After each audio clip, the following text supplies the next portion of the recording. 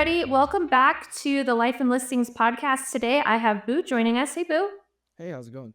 Pretty good. Thanks for joining us. For everybody that's listening that has not met you yet, tell us a little bit about who you are, what you do. Yeah, so my name is Maddox. No, that's not my real name, but that is what my mom calls me, so that's what everyone else does too. I've been in real estate. This is year number 11. I'm 31. I started 21 years old, have really not known anything different. Started off originally in mortgage lending, did that for 3 years. Then I realized I was not a very organized person, and I really liked the people side of this business, so I switched over to selling real estate. Worked for a home builder here in Utah for 7.5 years, sold a whole bunch of houses, had just under 600 transactions in 7 years with them. Had a lot of fun doing it. But then towards the end of last year, I realized that the juice was gone. The passion wasn't there like it was. And so decided to quit. Didn't know what I was going to go do. Took a sabbatical thinking, hey, I might get out of real estate. But then just realized I love this business. I love everything about it. This is the only thing I really know how to do. So decided to stay in it. Joined a team that I was very close to, and then we started talking. They were the number one team in the state of Utah at the time, still are, and opened up a remote office for them. So this is the first office that they have expanded out of outside of their principal location just in Salt Lake City. So we're about 20 minutes south of them in Utah County. We started in January with 4 agents sitting on a floor. Today we're sitting at about 60 agents or so. We're on pace to sell about 300 to 335 houses here in year one. And we're having a lot of fun doing it. We're trying some new things. We're trying to break some stuff because I think real estate needs a little bit of innovation. So we're having a lot of fun. Amazing. And you just recently took yourself out of production, right? Just go full on into the team lead role. Tell us a little bit about that. Yeah. So honestly, Jennifer, it started when my wife is an agent. So like I said, I was representing the builder. My wife brought me a buyer. And this was probably towards the beginning of 2023. She brought me a buyer and we were set to make just under 6% on this transaction. Sent the contract and my wife looked at me and she goes, I feel like you don't even care that we just did that. And I was like, this is gone. Like something is just the excitement, the fire that I used to have to be in production was just gone. And so that was like the moment for me where I realized that like the excitement that I used to have, like the sending a contract used to be my absolutely favorite part of this job. And if I wasn't enjoying that, I needed to go find something else. So when I quit, like I said, I didn't know what I was going to go do. And then all of a sudden the opportunity to run a team was presented. And it was the first time where it's okay, can I help people do this? I know that I can do it. I know that I can sell. Can I help other people do it? Can I help agents that have never done it before succeed where other people may not have been able to help them?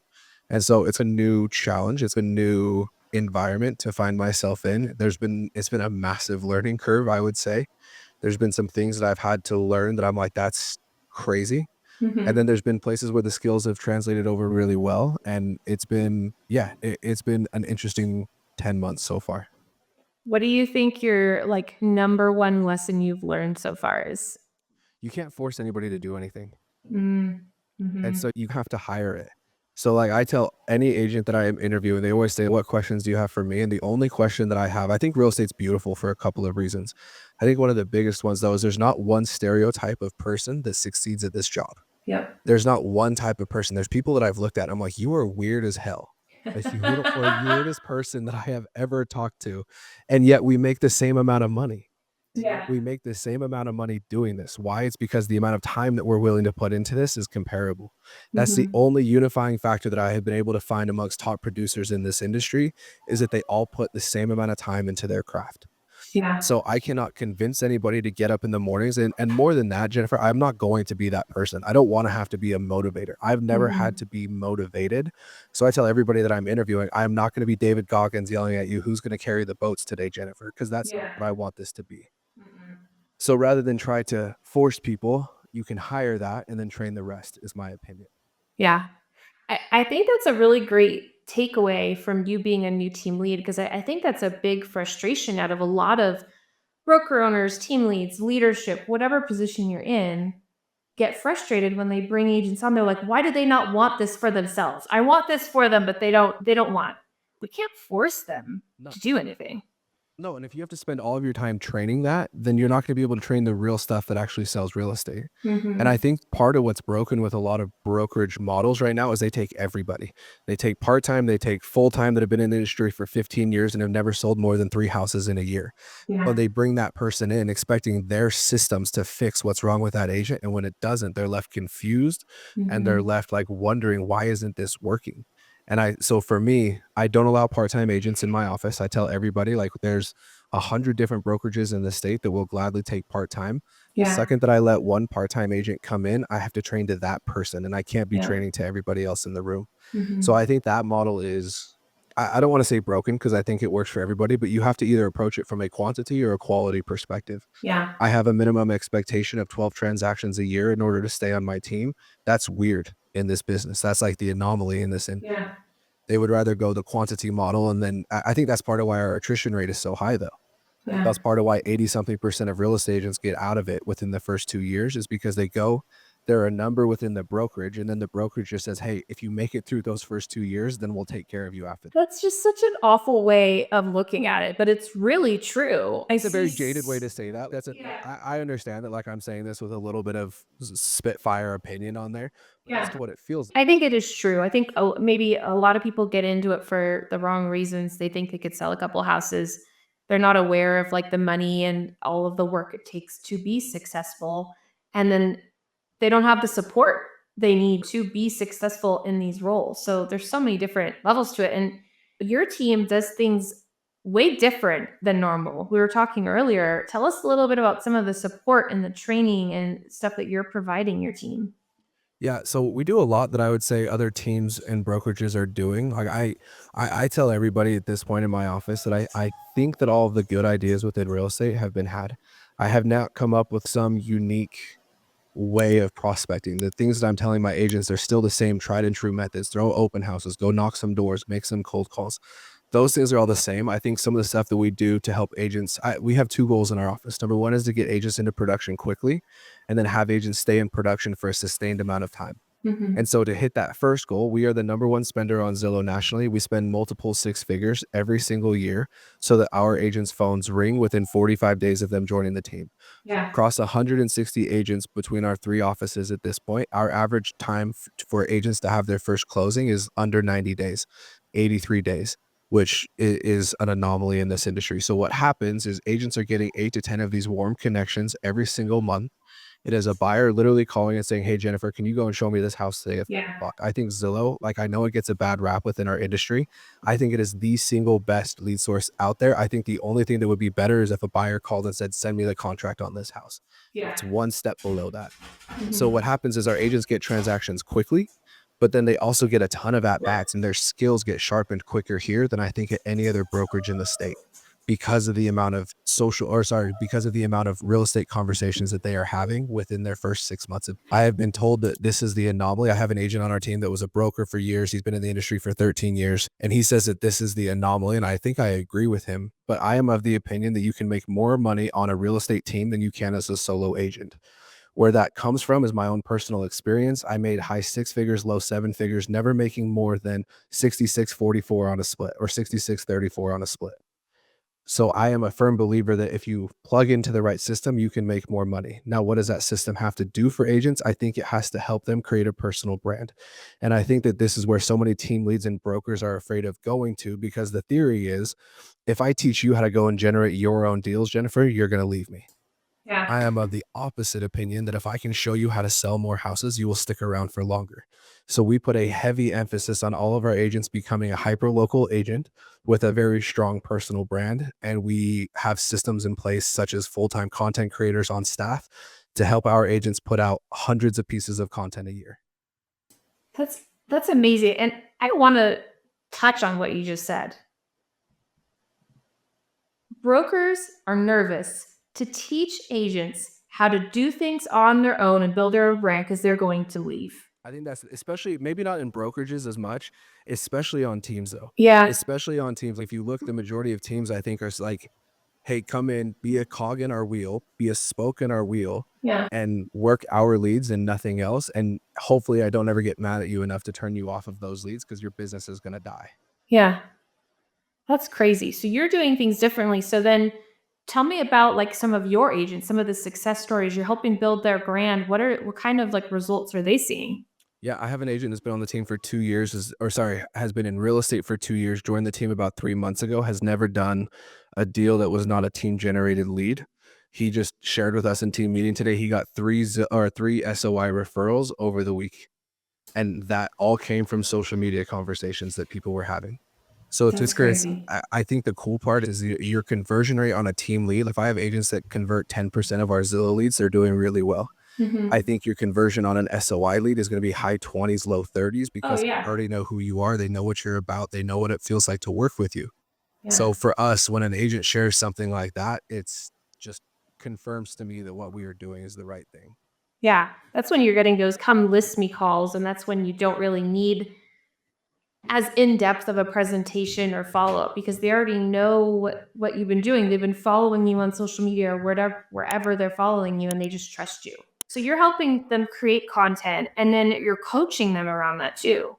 Yeah, so I believe that there's 2 pieces of this that are within real estate currently. If you look, every brokerage, we talked about this earlier. Every broker, every team lead is gonna stand up in every meeting and say, "You've gotta do social media, you've gotta do social media, you've gotta do social media," but that's where the Mhm. conversation stops. There's Yeah. no implementation, there's no teaching, there's no saying, "Hey, here's how you review your analytics for the last 60 days to see what your clients are after, what they actually resonate with, and here's what you need to do for your next 5 videos." So Mhm. I believe in helping them create content, meaning we will have team resources in place to help you create and deliver content, but I also believe in training them to create their own content. I have content creators come in and train us on, "Okay, you're gonna go and show this house. What angles are you shooting with your camera? What settings are you putting your camera on? How are you editing it? How are you putting music to this? How are you putting a trending audio to this? What hashtags are you using?" I want to not just have them reliant on the team. I am trying to create a bunch of self-reliant agents, and I don't want them just to be doing what us as a team is doing for them. I want them to have their own skills. Yeah. And probably what makes sense to their own personality, because not everyone's super confident. And I touched on that earlier, is like not everyone wants to go dance in front of a camera, right? That might not be their thing. But the next person that might be their thing, so they can lean into that, but that they might probably have a different audience. So I love that you're like individualizing that. Yeah, and my theory is that if I can help make them 3 pieces of content a week, I think a healthy dose of social media content is somewhere between 4 to 6 posts a week. So if Mhm. I can take 3 of those off of their plate, and those 3 videos are all gonna be talking about interest rates, talking about new listings that the team has, talking about local businesses. If I can take 3 of those pieces of content off of their plate every week, that allows them to put all of their time and energy into an additional 2 to 3 pieces a week that are custom to them, and it's been amazing to see some of the different pieces of content that agents are creating when they don't have to worry about scale. They can focus on the quality of those pieces. You want to go follow like every single one of your agents and see what they're putting out. So you're doing social media, and then what other coaching are you doing within the team? Are you doing sales training? What other type of training are you doing on top of that? Yeah, so all of our training focuses on one of two categories. It's either lead generation or lead conversion. You don't get my biggest year ever in production. I sold a house every 36 hours. The only way that you can get to that level is by having your lead generation as streamlined and automated as possible, and then you have to be a very high converter. So Mhm. I am of the opinion, like, if you look right now in real estate, if people say if you want to grow your business, it has to be through listings. I completely disagree with the sentiment. I think that the way that agents have been approaching buyers for so long is completely broken. That's why I think the NAR settlement was fantastic for us because it requires agents to have the conversation up front of Mm. buying here. So I get what's going to happen, and if we are going to be at the forefront of this, I think that you're going to see buyers agents be able to produce as much as listing agents, but it can't be done if you're showing them 47 houses before they go under contract on one. What needs to happen is you have to slow down to speed up. You have to do a needs audit at the beginning. You have to do a legitimate buyer consultation. And I think if you do it correctly, you don't have to show more than 5 to 10 houses. I don't think that you have to be showing them houses for 12 months in order to get them under contract. Yeah. How do you get to that point? You have to train on asking really good questions, understanding what is important to the buyer, and then showing them. Like, I think there's so many agents in today's day and age that still feels like a buyer's agent's responsibility is to send properties. That's dead. That's gone. Like, Yeah. that used to be the biggest value add for a real estate agent, I think, was, hey, if you want access to what is available on the market, you have to contact a real estate agent. That's dead now. You have Zillow, you have Redfin, you have all these Mhm. different platforms that scrape the MLS and put everything out there. So if that's not your value add as an agent, what is it? It's helping people make decisions. Yeah. And I love that you're saying the buyer's presentation, you're going to get more knowledge about the client and you're building that trust and rapport well before you're out there showing 50 houses, and you're probably less likely to have that instance that we've all seen as realtors where they're like, "Oh, I went and wrote an offer with another person." Yeah. But you're doing that ahead of time. That's why I think the settlement is beautiful because we are gonna I tell all of my agents, if you go into that and they refuse to sign the paperwork, they were not a real buyer, and you should be grateful that you didn't spend a whole bunch of time trying to convince yourself that they were. Yeah, because they're not realistic or they're just looky-loos. I mean, we've all had that, right? Where they just wanted to get into a couple houses and they just disappear Yeah. off the I face mean, of the earth. which is all why my theory of you're gonna see mega buyers agents start to come up through the ranks. I think it's going to happen because the amount of time that you have to spend with people that were never real buyers is going to go down significantly with the lawsuit. Yeah. Love it. I love how you're looking at the lawsuit and the settlement as because I agree. I feel like this is actually a benefit to us and we're going to go in the right direction rather than the other one. But everyone else has been like, this is the doomsday thing. It's the worst thing that could possibly happen to us in the real estate industry. I'm like, no, this is what we all should have been doing. Yeah. Well, I think it impacts the middle tier of agents the most. It Mhm. impacts like, at least in our marketplace, you have 70% of agents do 4 transactions or less a year. That's who it's really gonna sting.